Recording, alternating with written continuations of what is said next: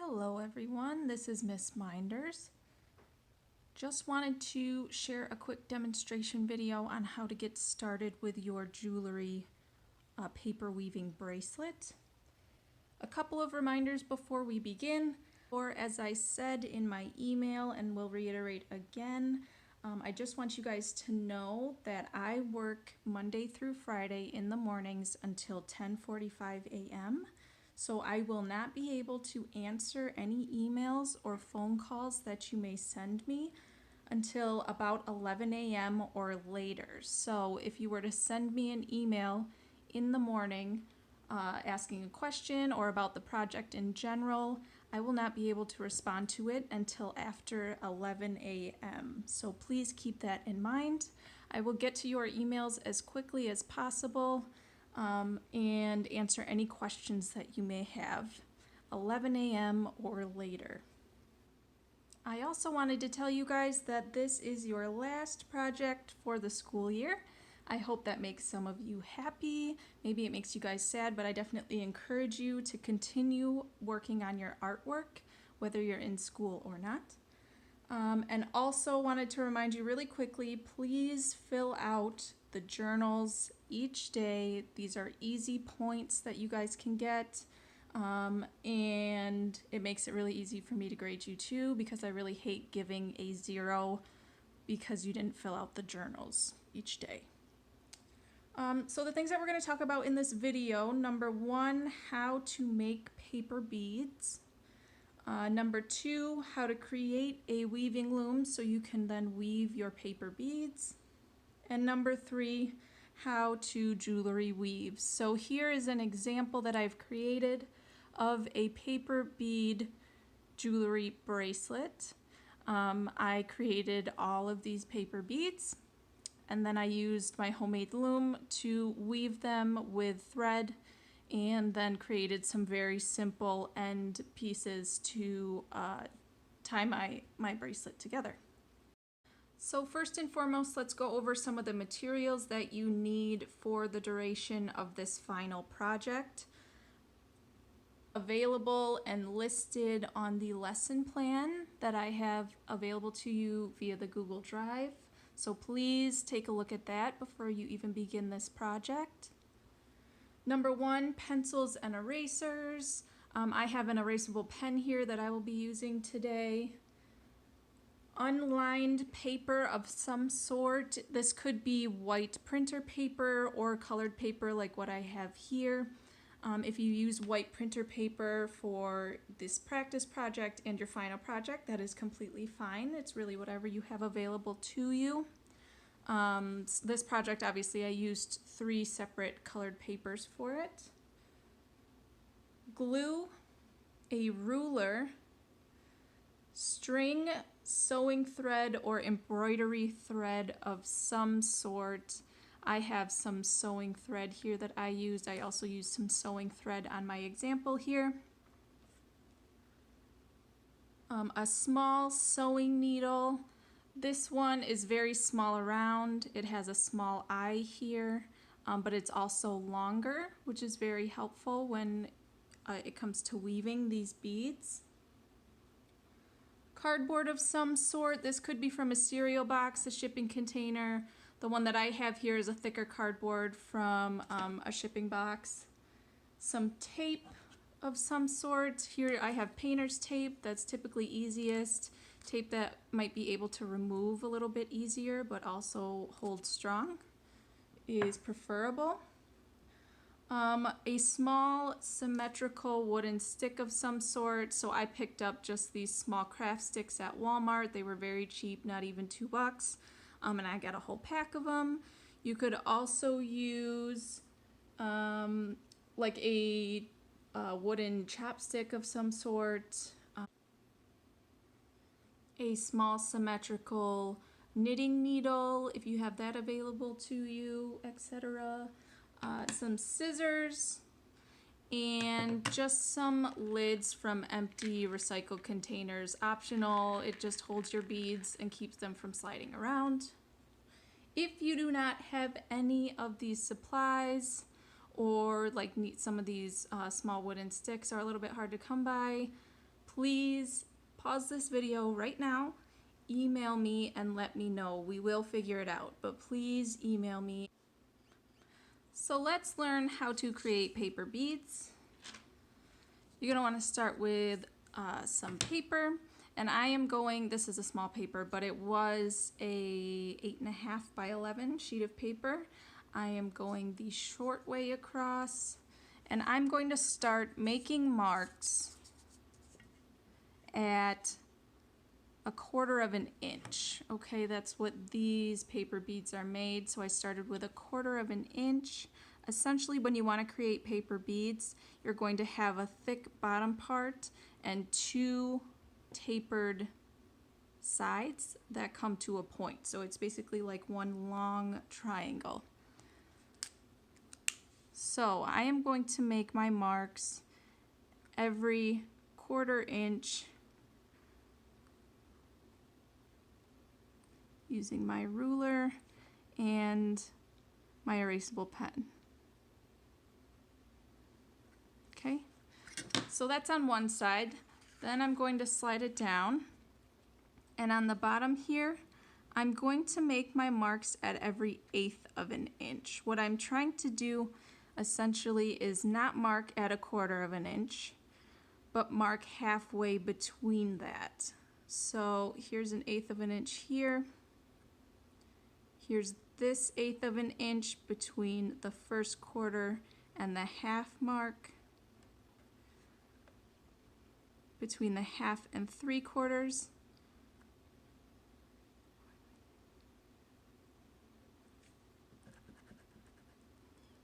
Mess that one up.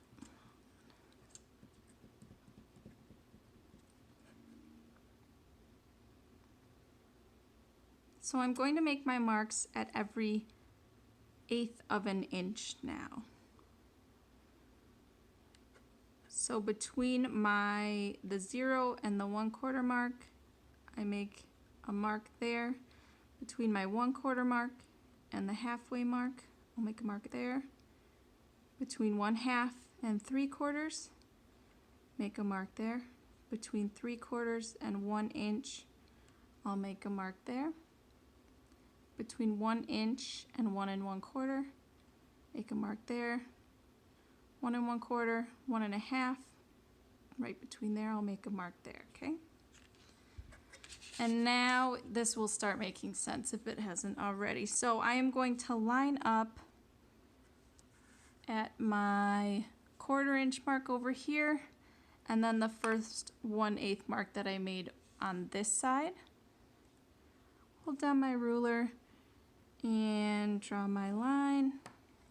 Then I'm just going to pivot very short, and I'm going to line up my ruler with my first 1/2 mark again, and then my second mark on this side here. Draw my line, mess up because I've got a camera in my way. Okay, so now what I've done here is basically made a very long triangle. So I've got my point on this side, and here's my end. I have a wider end here, and then the point to my triangle down here. Next, what I would do is pivot my ruler so that now this side of my ruler stays where that second point is, and I move on to the second point over here. Draw my line. And now I have one triangle here, one triangle here. This space right in here, I'm going to throw away because this side is perfectly straight across, and that is not what we want. We need both sides to taper to a point. Pivot my ruler again so that I stay at this second point here and move to the third point over here. Draw my line, and I will continue all the way down, pivoting my ruler, drawing all of my lines, and then when I'm done with that, I would cut along each one of these lines here. So I would cut out my triangle forms, throwing this part away, of course. When you have done that, your triangle forms will look something like this. So I have my one larger end here and my point over here. And then when I have a whole bunch of them cut out, I like to take them together, make sure they are even, and then come up here and just cut off some of these tips. Because this comes to such a fine point, that's going to be really hard to glue down. So I'll just cut off a little bit of that tip, and that makes it easier to roll the paper beads. So next, I'm going to take my wooden stick and one of my paper triangles. Coming to the larger end here, I'm going to fold this paper, roll it around that wooden stick so it has a little bit of a tail end here. And just with my nail, I'm going to press down so that paper tightens around that wooden stick. And then very carefully and gently, I'm going to roll that end in. And with my right hand, because I am right hand dominant, I'm going to twist with my thumb and forefinger the wooden stick so it turns. And then with my left hand, with the meaty part of my finger here, I just hold on to the back side of that paper triangle that we're rolling. So I'm trying to make my paper bead as tightly wound as possible. Now when I get to the end here, I'm going to leave this little tail end and add some glue here.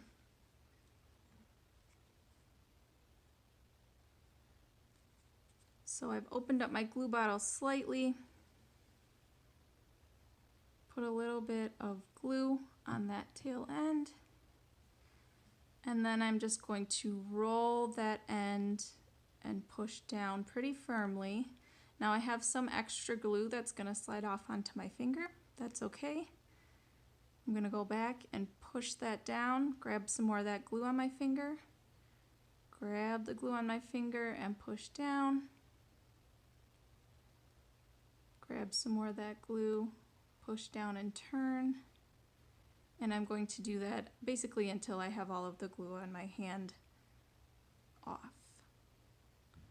And that small end of the bead stays. So those are smaller paper beads that I made with 1/4 of an inch on the widest side of that triangle that we created. If you wanted to make a larger bead, such as this one here, this is a much larger bead. I used a 1/2 inch on my ruler to do the widest side. So if I were to mark that up here, let's just say, I'll use this side real quick. Let's just say I were to mark at a 1/2 inch length.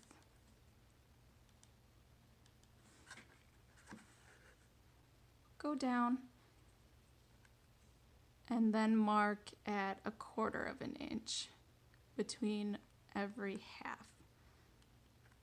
So here's 1, here's 1 1/2. I would mark that 1/4 inch, 1 1/2 and 2, mark in between there, etc. So then you have a wider paper bead. If you choose to do the small beads like I've done here, I suggest you do at least 5 beads across and 6 beads down for your practice. If you choose to do these larger beads, you could do 3 across and 6 beads down. So that is up to you. I recommend staying at an odd number of beads because then that makes, and I can show you this later, but that makes your warp strings an even number, and it's a lot easier to finish off your bracelet in the end if you stick with an odd number of beads. So let's move on now to making our loom, which is what we're going to use to weave our paper beads. So I know that I am using the small 1/4 inch round beads. So in order to make my loom and have enough space to weave, I know that I want 5 of my small paper beads across. And if they're 1/4 inch a piece, I'm going to measure out where 5/4 inches comes to, so that's 1 1/4. And then I want a little bit of room on either side of that. So I'm going to give it like maybe a 1/2 inch worth. So 1/4 on one side, 1/4 on the other. So up here, if I take my cardboard piece, I know it's hard to see from there, but I'm going to mark in the middle of here, essentially from 0 to 1 1/2. If I can see. And that will be the width of the area that I use to weave. On either side, I'm going to add maybe 1 1/2 inches or so of room so I can hang on to my loom as I weave. So it's 1 1/2 inches on that side.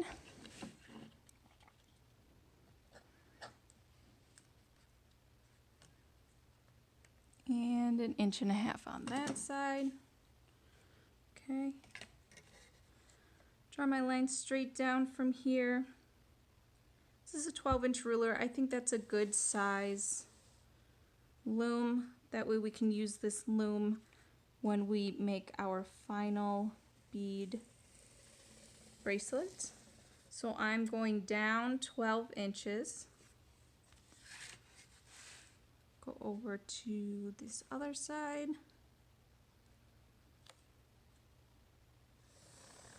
Down 12 inches here.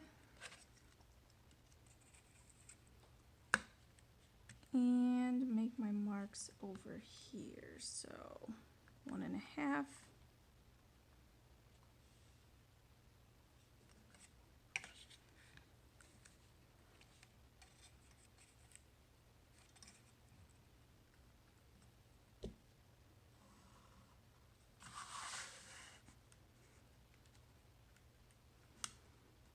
So 1 1/2 here, another 1.5 inches here, okay, and then another 1.5 inches to the other side down here.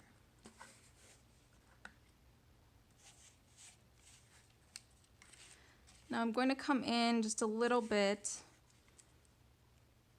and this is up to you how far of a distance you want to come in, but basically you want enough space here that your loom isn't going to bend or warp on you, and you can always reinforce it with some tape.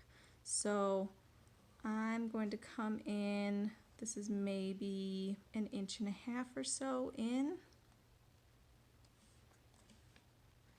and I'll do the same thing on this side. Roughly 1.5 inches or so in. And from these points I just made, I'm going to draw a line. Okay. Draw a line on this side. And this connects up here. So here's what we have. We have an outer rectangle, and then we have an inner rectangle. This inner rectangle is slightly more than the width of what my practice bead swatch and bracelet will be. And then the width of either side here is essentially 1.5 inches from here to here, and 1.5 inches from here to here. That's just to give our loom some structure, some support as we weave. So I am going to take my scissors and cut out along the outside rectangle, and then I will cut out this inside rectangle so that this space in here comes out. When I do that, it will look like this. So here's that little mark that we made at the top. Here's our little space at the bottom. I've cut out this middle rectangle. No, this is hard to see, sorry, I only have so much space. 1.5 on this side, 1.5 on this side. And this is the basis for our loom. You can also use a cereal box for this, and that's what I did here at this loom. It's essentially the same process, and I went back in because the cereal box cardboard is a bit more flimsy. I went back in, reinforced all of the sides with some tape, and then I did one long tape piece across the front and the back right in the middle, just so it gave some support right in the middle there. So if I bring back my cardboard loom, here's how we're going to start doing the what's called the warp for our loom. So I'm going to come up here at the top and I'm going to make a 1/4 inch mark all the way along this inside rectangle, because my paper beads are roughly 1/4 of an inch wide.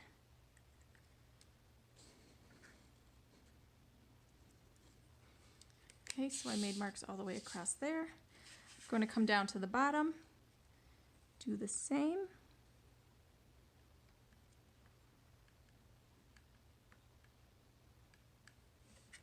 Okay. And now it's time to take my thread. I have like an empty Pringles container because sometimes when you use thread, it tends to roll around everywhere on you and might roll on the floor.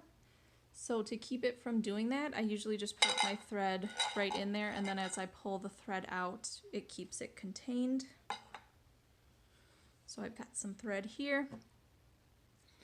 I'm going to take some tape and rip off some small pieces and just set a few aside. This is what I'm going to use to hold down the warp strings. So warp goes up and down. Warp strands, they will go up and down. Weft is what you'll use to actually weave the paper beads through. Weft, left, weft, left to right. Rip off a couple more of these pieces so I have them ready and available to me. Come back in, I'll take this string, and you're essentially just going to line it up where you have made these marks. So these marks are 1/4 of an inch across because that's the width of my bead. If the width of your bead, you decided to make larger beads, is 1/2 inch, you would then do 1/2 inch across. I'm going to flip this around and use my tape to tape just a little bit of a tail end onto the back side of my loom, just like that. And now when I come over to the front part, I'm going to line up that thread with that first mark. Keep some tension on that thread and line it up with that second, or that first mark on the bottom. Okay, so first mark on the top, first mark on the bottom. I am pulling a little hard because you want some good tension when you make your warp threads. Come around to the back side.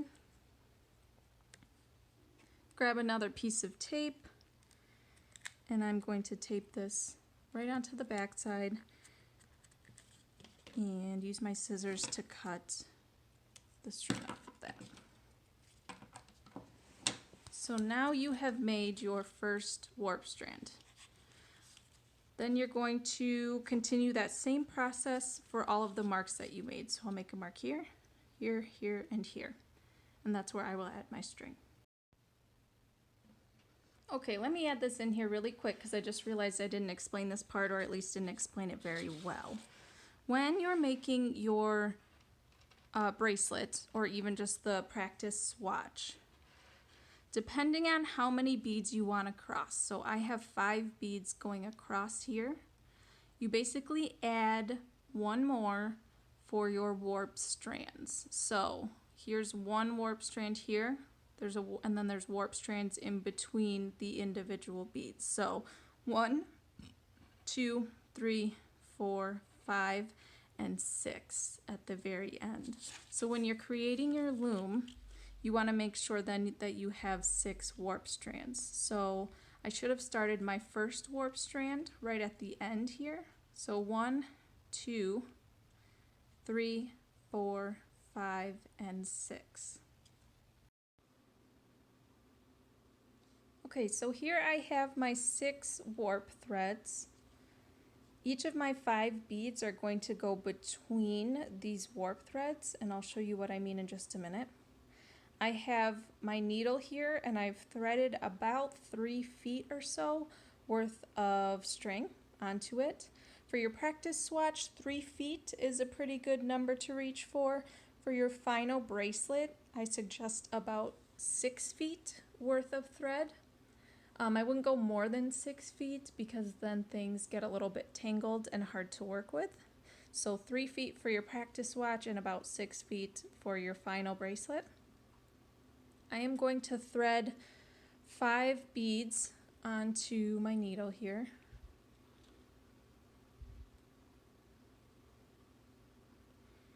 And this part is tricky, especially your first one. This might get a little bit frustrating. It's a little awkward at first, but the first one is always the hardest and you will get the hang of it.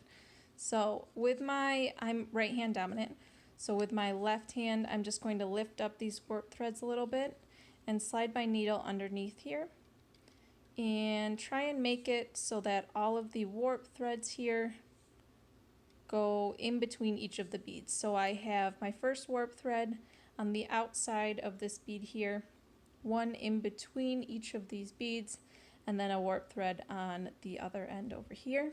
I'm starting roughly maybe 3 inches or so from the top.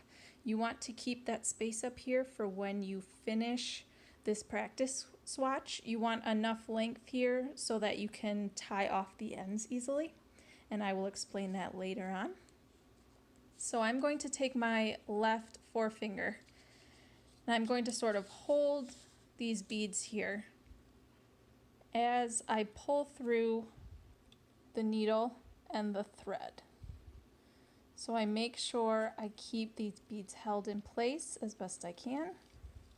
I pull this thread through and I leave roughly a foot or so of string on this right side here, and that will be for tying off at the end, but you want to make sure that you have enough thread at the end to work with.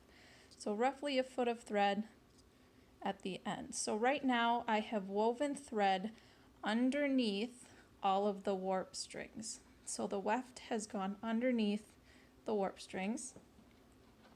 I'm going to take my needle and make sure you're paying attention at this part. So now we want the warp thread to go back through our beads, but now on top our warp thread, our weft. We want our weft thread to go on top of the warp thread. So I'm going to send my needle back through the beads, making sure every time that I see the point of my needle show through on top of the warp thread here. If the warp thread is ever on top of the needle and you can see it, you're going to want to back out a little bit and make sure that warp thread goes underneath your needle.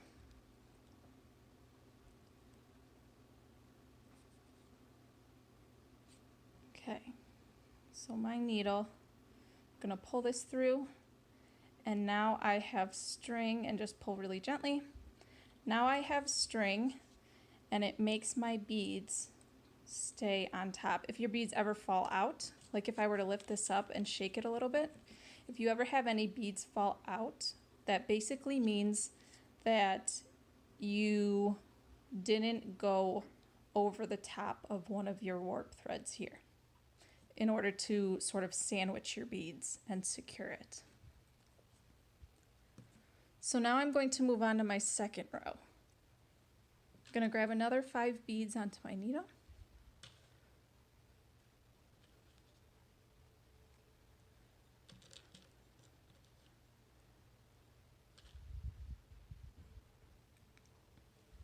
do what I did before. Lift these warp strands up. Place these beads in between each of those warp threads.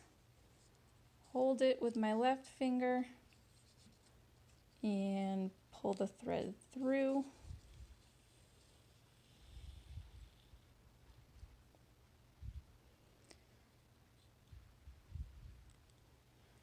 Push these beads up so they sit right underneath that first row of beads.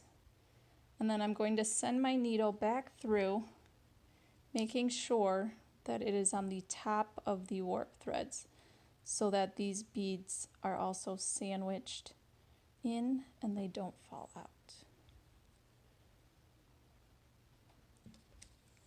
Then I can release, pick it up, shake it a little bit if I have to. If no beads fall out, then I know I have done it right.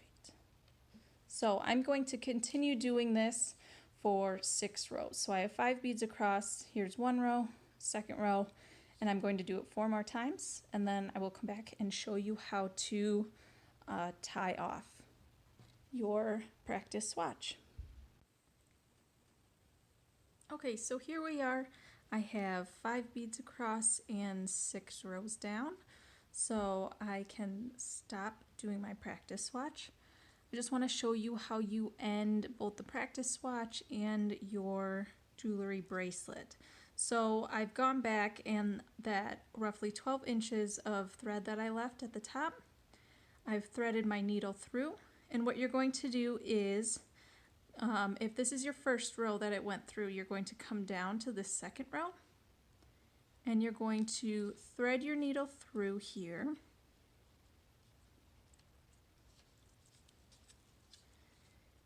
And pull that thread all the way through. And then you're going to come down to the 3rd row here. Thread through maybe 2 or 3 of them. It's up to you. If you are doing 3 of the larger beads across and 6 down, then you can just thread through either 1 or 2. So I pull it through 3 of them. And then what I'm going to do is sort of use my left hand to pull the string aside so I can see in between this 3rd and 4th bead here. I'm going to bring my needle underneath the weft strands that go across this way. So it's hard to see in the video, but I'm going to bring my needle underneath there and come out.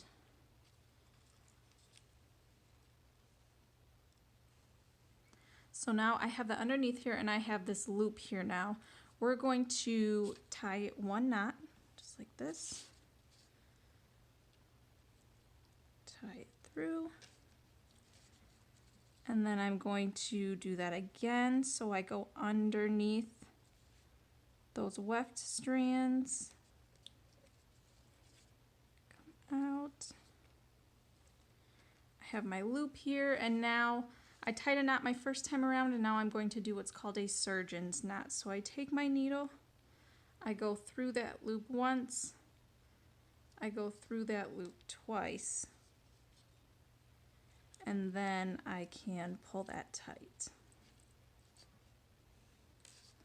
Then I'm able to take my scissors, snip it off, and then just with my fingernail gently tuck that down in there, and that knot hides in between my 2 beads there. Then I'm going to take my needle, thread it through that bottom, roughly 12 inches of thread or so. And of course at the top we came down, so now at the bottom we're going to go up. So I'm going to the 2nd row from the bottom, thread my needle through, come out on this side, and then here going 1 more up, thread through 2 or 3 of them, come out, hold that thread with my left hand, Put my needle under those weft strands, weft, left, left to right.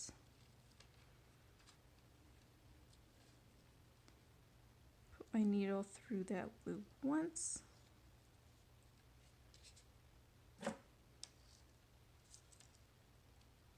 Pull tight. Do that same thing again, go underneath my weft strands.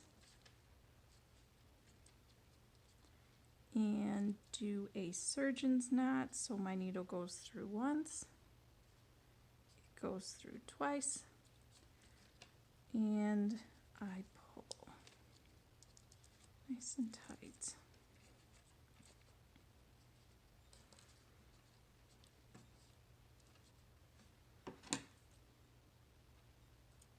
Snip that off with my scissors, push that down a little bit with my fingernails.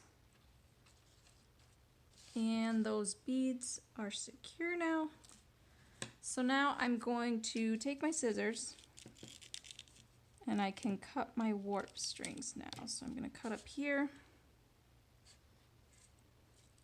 And I'm going to leave some space and cut down here.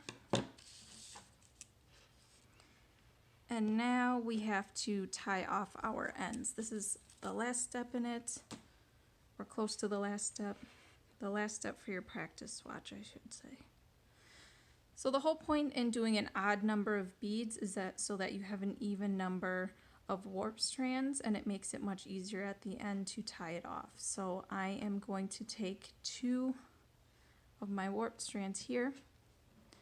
And this is my least favorite part because I'm like all thumbs. My fingers are really thick. So you're going to tie 1 knot just like this, just like we did before. So I tied that knot here, kind of looser, and then do a surgeon's knot. So I'm going to send it through that loop once, send it through again, and tie it off. And so now this way I can cut these threads off. And this is just a practice swatch, so you can leave a little bit on if you would like. Then I am going to take my next 2 warp strands here, do exactly what I just did, tie it once, do a surgeon's knot. Then you'll take your last 2, tie 1 knot, and then do a surgeon's knot. And then at the top here, you'll do the same, 2, 2, and 2. Okay, so here is the finished practice swatch, or what I'm considering your practice swatch. 5 of my small beads across, 6 down. If you did the larger size beads, 3 across, 6 down. This is really just for you guys to practice how to make the beads and weave them. And this is the exact technique that you will use for your final bracelet. So be sure to take a picture of this, upload it to the Google Drive, and then you can get started on your final bracelet.